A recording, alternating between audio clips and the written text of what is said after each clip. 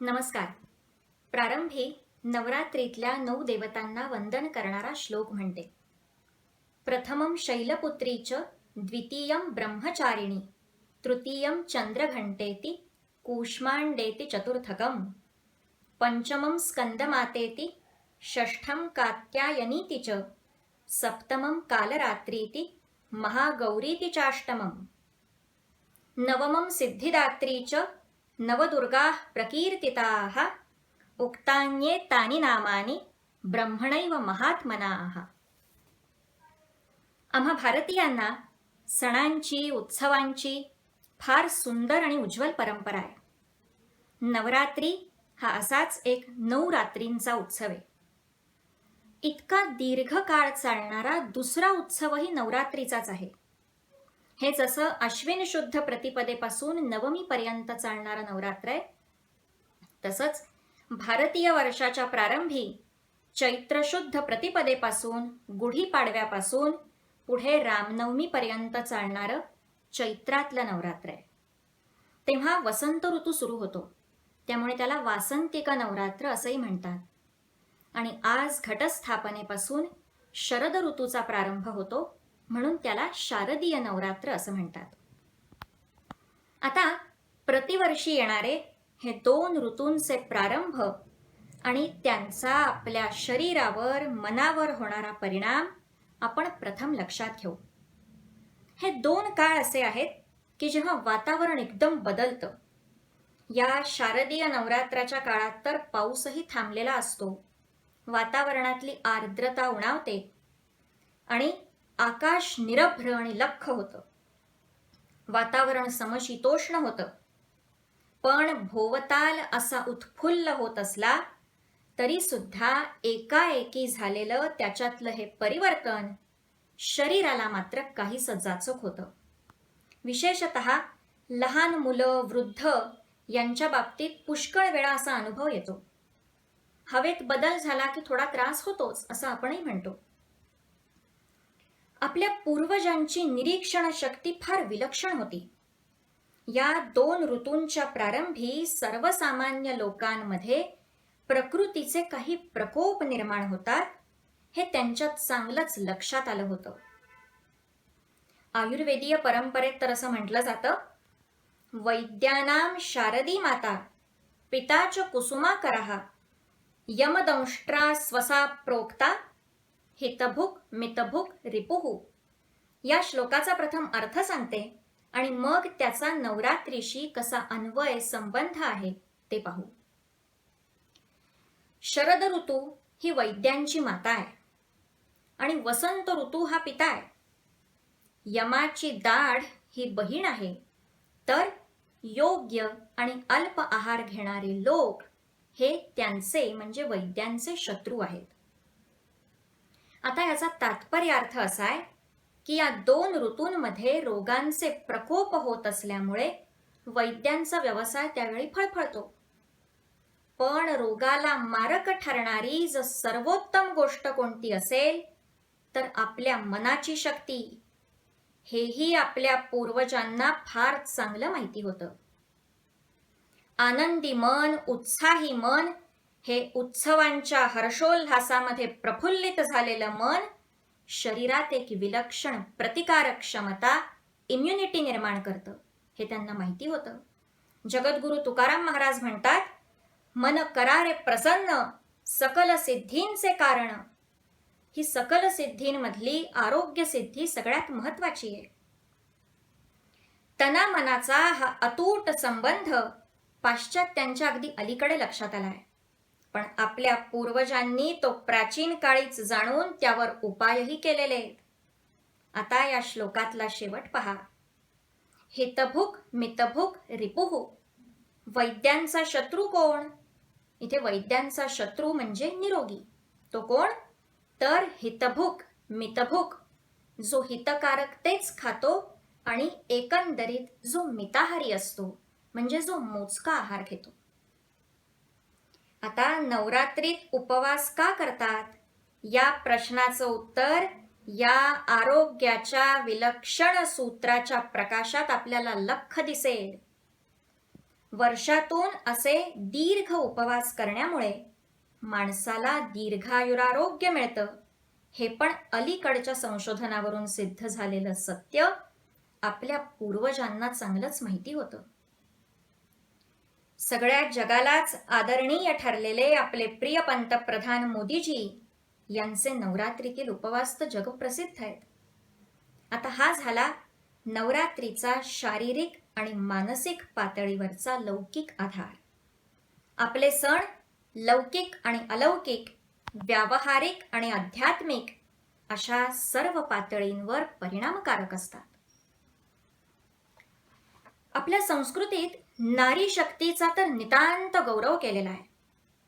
सर्व विश्वाच्या निर्मितीपासून ते शरीराच्या पेशीच्या स्पंदनापर्यंत लागणारी ऊर्जा, शक्ती हे शब्दही आपल्या भाषेमध्ये स्त्रीलिंगी आहेत.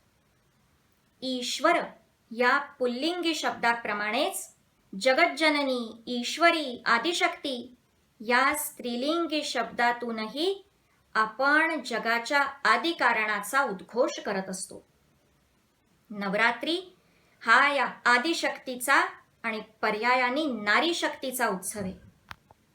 भारतवर्षात या आदिशक्तीची जवळजवळ 108 मंदिरं, पीठ विद्यमान आहेत. महाराष्ट्रातल्या सप्तशृंगीपासून ते मेघालयातल्या जयंती दुर्गा मंदिरापर्यंत ही पीठ सर्वदूर पसरलेली आहेत. पण त्यातली काही आपल्याला अंतरली आहेत, जी परत मिळवण्याची प्रतिज्ञा आपण नवरात्रीच्या या शुभमुहूर्तावर करूया. पाकिस्तान बलुचिस्तानमध्ये ग्वादार बंदराजवळ जिचं स्थान आहे आणि जो परिसर पाकिस्तान आता चीनला देऊन टाकू पाहत आहे, तिथली हिंगला माता आपल्या शौर्याची वाट बघतीये. सुदैवानी गेल्या 5-6 वर्षात देशात जे परिवर्तन घडतंय आणि घडू पाहतंय ते या शक्तीपीठांच्याच शुभाशीर्वादांचा प्रारंभ दर्शवतंय. आता प्रारंभी मी जो श्लोक म्हटला त्यात नवदुर्गांची, देवतांच्या 9 नामांची मालिका गुंफली आहे. ती नावं म्हणजे शैलपुत्री, ब्रह्मचारिणी, चंद्रघंटा, कूष्मांडा, स्कंदमाता, कात्यायनी, कालरात्री, महागौरी आणि सिद्धिदात्री. या नावांभोवती अतिशय रंजक अशा पौराणिक कथा आहेत. देवी पार्वतीच्या म्हणजेच दुर्गेच्या विविध अवस्थांमधल्या रूपांमधल्या या कथा आहेत. क्रमानं या देवींची स्थापना करून तिच्या भोवती फेर धरून नृत्य केलं जातं. या सामूहिक नृत्यातून लोकसंघटन होतं. माणूस हा जो समाजशील प्राणी आहे त्याच्या समाजशीलतेला त्यातून बळ मिळतं, उत्तेजन मिळतं. एखाद्या क्रीडांगणावर निव्वळ व्यायामाच्या उद्देशानं कोणाही एका व्यक्तीला जाऊन असं एकट्याने फेऱ्या मारत राहणं हे शक्य नाही किंवा हे कठीण आहे. पण यासाठी अशा उत्सवाचं औचित्य खूप उपयोगी पडतं. अलीकडे या उत्सवात काही अनिष्ट गोष्टी पण जोडल्या गेल्या आहेत. पण त्याचं कारण म्हणजे या उत्सवामागे असलेली जी पावित्र्याची भावना आहे तिचा लोप होतोय, तिचा आपल्याला विसर पडतोय. उत्सवात एकीकडे उत्साह हवा, हर्ष हवा, पण दुसरीकडे पावित्र्य हवं, संयम हवा आणि तपस्याही हवी. या गोष्टींची जोड व्हावी, या गोष्टी एकत्र याव्यात म्हणून तिथे देवतांची योजना केलेली आहे, म्हणून त्यांची स्थापना केलेली आहे. देवता केंद्रस्थानी असणं म्हणजे पावित्र्य केंद्रस्थानी असणं. ते पावित्र्य जर संपलं तर त्या उत्सवातला प्राण निघून जाईल आणि उत्सव निर्जीव होईल. म्हणूनच पावित्र्याला, भक्तीला केंद्रस्थानी ठेवूनच या उत्सवांचं आयोजन केलं पाहिजे. आपल्या पूर्वजांच्या शेकडो पिढ्या हा उत्सव अत्यंत भक्तिभावानं साजरा करत आल्या आहेत. त्या पावित्र्याचा भंग होऊ देणं म्हणजे आपण आपलं सत्व आणि स्वत्व गमावण्यासारखं आहे. यातल्या कात्यायनी या रूपातील देवीची भक्ती तर गोपी करत असत.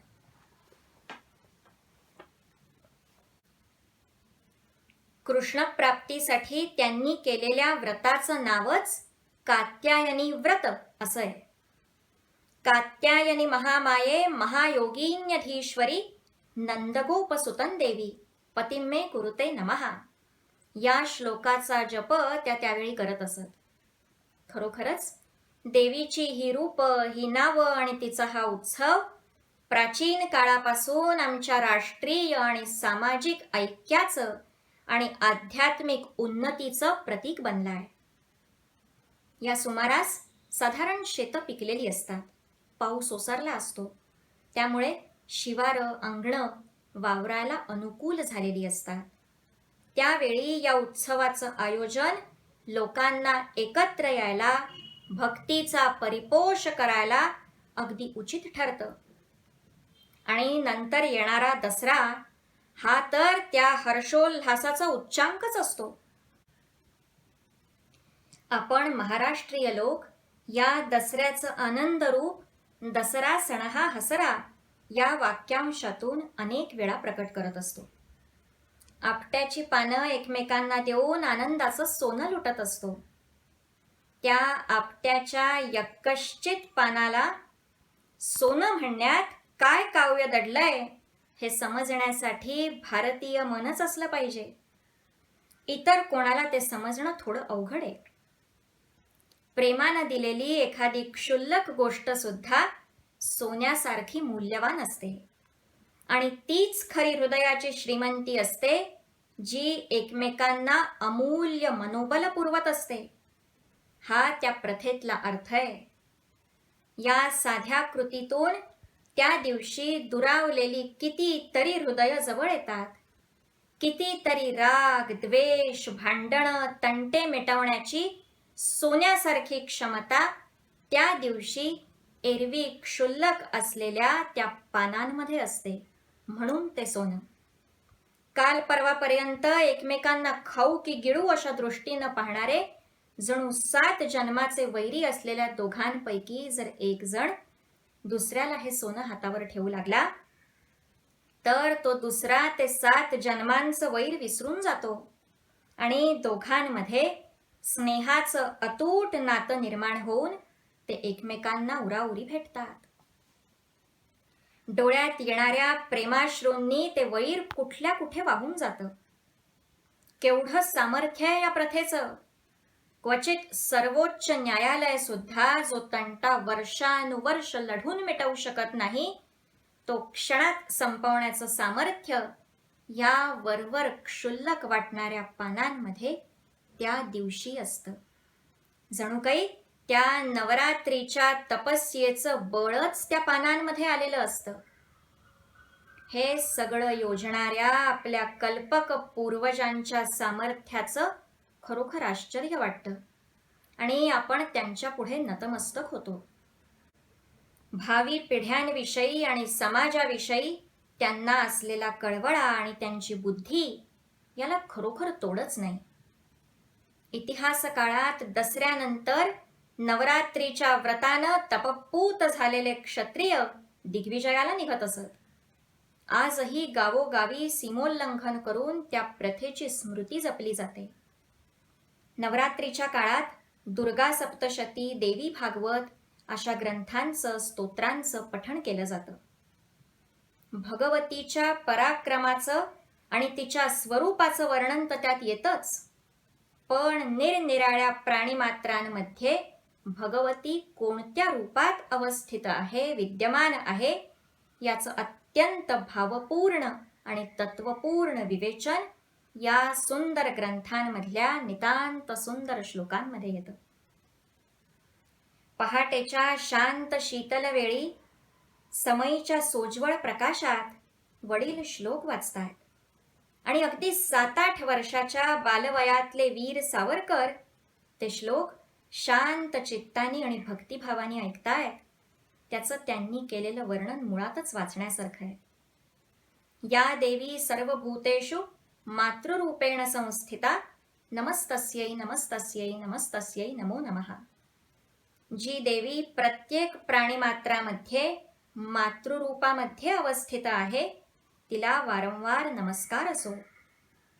पुढे हेच वंदन कांतीरूपेण, दयारूपेण, शांतीरूपेण, बुद्धिरूपेण, विद्यारूपेण, श्रद्धारूपेण, भक्तिरूपेण, लक्ष्मीरूपेण संस्थिता या प्रकारे केलंय. पुढे अनेक वर्षांनी आत्मकथा लिहिताना ही आठवण वीर सावरकरांनी मोठ्या हृद्यपणे लिहिली आहे. ते म्हणतात, किती भावसुंदर श्लोक मला त्यावेळी वाटे, किती तत्वसुंदर श्लोक आता मला वाटतं. हे वर्णन वाचलं की मनात विचार येतो की किती भव्य वैचारिक प्रवास आहे हा. लहानपणी मन भाऊक असतं. त्यावेळी या नाना उत्सवांमध्ये ऐकलेल्या पाहिलेल्या गोष्टींचा मनाला आणि भावनेला स्पर्श होतो आणि पुढे मनाच्या प्रौढ आणि प्रगल्भ अवस्थेमध्ये त्या सर्व गोष्टींमधलं तत्व समजतं, रहस्य उलगडतं. या उत्सवांमधल्या भावसौंदर्यापासून ते तत्वसौंदर्यापर्यंतचा आपला वैचारिक प्रवास जर झाला तर आपल्याला या संस्कारांचं महत्त्व कळेल, पटेल. आणि या संस्कारांमधून भारतीय नारी शक्ती कशी तेजानं प्राचीन काळापासून तळपत आली आहे, तिची शक्ती, युक्ती, बुद्धी, वीरता, निष्ठा देशाला आणि समाजाला कशी तारत आली आहे हेही आपल्याला कळेल. मग ती वैदिक काळातली बुद्धीची अफाट झेप घेणारी गार्गी मैत्रेयी असो की स्वनातीत म्हणजे सुपरसॉनिक वेगानं राफेल उडवणारी फ्लाइट लेफ्टनंट शिवांगी सिंग असो. काय योगायोग पहा, मी या शूर स्त्रीचं नाव घेतलं आणि तेही निघालं भगवती पार्वतीचंच, दुर्गेचंच. या ओघात मधल्या काळात भगवान शिवाच्याच अवताराला जन्म देणाऱ्या आई जिजाऊंना विसरून कसं चालेल. 1857च्या युद्धातली झाशीची राणी लक्ष्मीबाई असो की देशगौरव सुभाष बाबूंच्या आझाद हिंद सेनेतील कॅप्टन लक्ष्मी असो, भारतीय स्त्रीला कुठलंही क्षेत्र बुद्धीचं असो, पराक्रमाचं असो वर्ज नाही, हेच त्या दर्शवतायत. परकीय आक्रमणांमुळे मध्ययुगात स्त्रियांना सुरक्षिततेसाठी म्हणून प्रथम 4 भिंतींमध्ये कोंडून घ्यावं लागलं आणि मग पुढे ती प्रथाच होत गेली. पण अनेक संतांच्या, समाजसुधारकांच्या आणि स्वातंत्र्य सैनिकांच्या, स्वातंत्र्यवीरांच्या अथक प्रयत्नांमुळे ही कोंडली गेलेली नारी शक्ती मुक्त झालीये. नवरात्री सारख्या सणांचा उपयोग या मुक्त झालेल्या नारी शक्तीचा तिच्या स्वतःसाठी, तिच्या कुटुंबासाठी आणि एकंदरीतच समाजासाठी आणि देशासाठी कसा होईल हे आपण पाहिलं पाहिजे. कारण नवरात्री हा उत्सव नारीतल्या देवत्वाचा उत्सव आहे. यत्र नार्यस्तु पूज्यन्ते रमन्ते तत्र देवताः. जिथे नारीची पूजा होते, तिचा सन्मान होतो, तिथेच देवता रमतात. या सत्याचा आपण या निमित्ताने अनुभव घेतला पाहिजे. शिवाजी महाराजांच्या राज्यात स्त्रीचा सर्वश्रेष्ठ सन्मान होता, कारण प्रत्येक स्त्रीमध्ये आपली कुलदेवता आई भवानी पाहण्याची महाराजांची संस्कृती होती. राजाची किंवा राज्यप्रमुखाचीच संस्कृती प्रजेमध्ये झिरपत येते. आज शिवरायांना आदर्श मानणारे आपल्या देशाचे प्रमुख आहेत, हे आपलं सुदैवच म्हटलं पाहिजे. आता समारोपाकडे वळताना नवरात्रीच्या अजून एका विशेष अंगाकडे वळते. आपल्या हे लक्षात आलं असेल की नवरात्रीच्या वर्णनाचा आरंभ करताना मी त्या उत्सवाच्या काळाची आणि त्या उत्सवाच्या पद्धतीची सांगड समाजाच्या तनामनाच्या आरोग्याशी घातली होती. ते या उत्सवाचं लौकिक आणि व्यावहारिक प्रॅक्टिकल अंग होतं. पुढे आपण त्याचं नैतिक, धार्मिक, आध्यात्मिक अंग पाहिलं. आता पुन्हा आपण या उत्सवातल्या पूजनीय देवतांच्या नामांमध्ये दडलेलं एक वैद्यकीय सत्य, एक औषधीय रहस्य पाहूया. म्हणजे आपले उत्सव किती वेगवेगळ्या स्तरांवरून पातळींवरून पाहता येतात, त्यांची समीक्षा करता येते, हे आपल्या लक्षात येईल. या काळात आपण पूजा करत असलेल्या 9 देवतांची नावं आहेत. प्रथम शैलपुत्री, मग ब्रह्मचारिणी, चंद्रघंटा, कूष्मांडा, स्कंदमाता, कात्यायनी, कालरात्री, महागौरी आणि 9वी सिद्धिदात्री. आपल्याला आश्चर्य वाटेल, ही नावं रोगनाशक अशा विलक्षण औषधींची सुद्धा आहेत. पहिली शैलपुत्री हे हिरडा या वनस्पतीचं पण नाव आहे, ज्याला संस्कृतमध्ये हरितकी असं म्हणतात. आयुर्वेद परंपरा मानते, यस्य माता गृहे नास्ती तस्य माता हरितकी. एवढं महत्व असलेली शैलपुत्री, तिचं पूजन आपण पहिल्याच दिवशी करतो.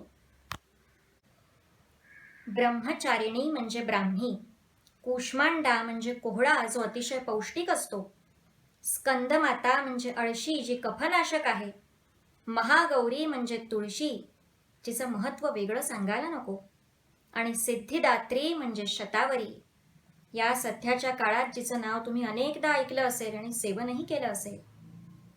आपण पूजित असलेल्या देवता आणि आपलं शरीर स्वास्थ्य राखणाऱ्या दिव्यौषधी यांचा हा संबंध किती विलक्षण आहे.